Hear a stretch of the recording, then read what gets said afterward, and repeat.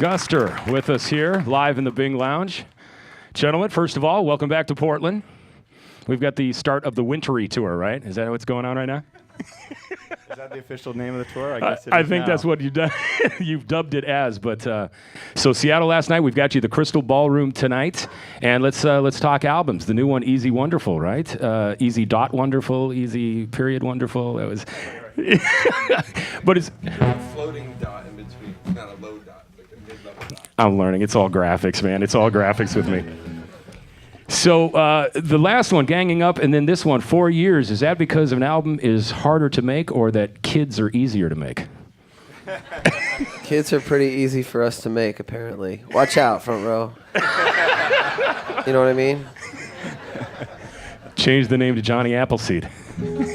Yeah, we made a bunch of babies, and then it took us a while to make the record. But we have babies and a record, so that's pretty good. And he'll sign both for you. Very cool. Well, you know, if we can go back to Parachute, go back to the beginning of Guster, and let me just bring up this scene in a movie called Spinal Tap, in which they're talking, we all know, you guys are humors, you know Spinal Tap. We're talking about the band The Originals.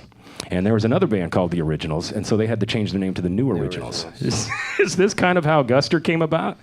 Yeah, we tried to add New Gus to it, but it didn't have the same spirit that the New Originals did. So it became Guster at the time. It did, and here we are as old men still talking about it. I'm not mad at you. I'm just no, it's mad all good. at us.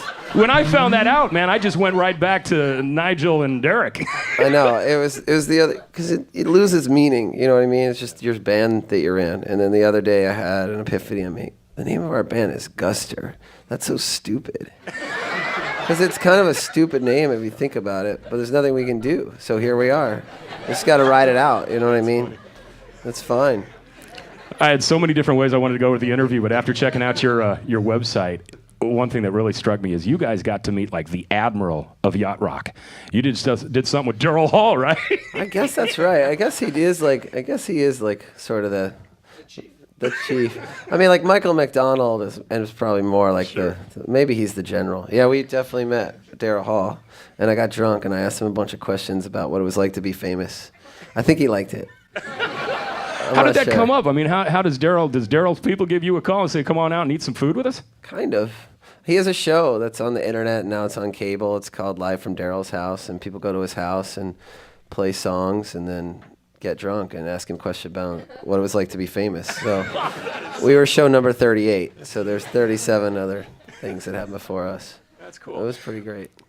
You've got something fantastic going on that's been happening for years. You and your wife, I think, started this, and you've been working with Jack Johnson, Bonnie Raitt, Bare Naked Ladies, and quite a few other. Tell us about Reverb. Yeah, it's a nonprofit my wife and I started.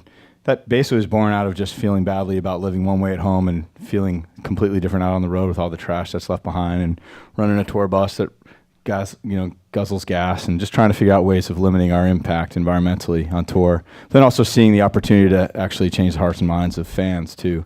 So there's a bunch of artists that you mentioned. Yeah, a lot of them are played on your station that have been working with us, and it's a nonprofit organization that our mission is to simply green the music industry and use the music platform to help change the minds and hearts of music fans everywhere. Well, it's really cool because you hear about those bands and, their efforts in trying to do that, and I had no idea that you were behind that all. I think that's great. It's all me. It was a great idea. I mean, more than rolling bones on a floor. I'm the best. Well, we know you guys are busy. We appreciate you coming by the Bing Lounge, Crystal Ballroom tonight. Adam, Ryan, Brian, and Luke. Folks, it's Guster. Yeah.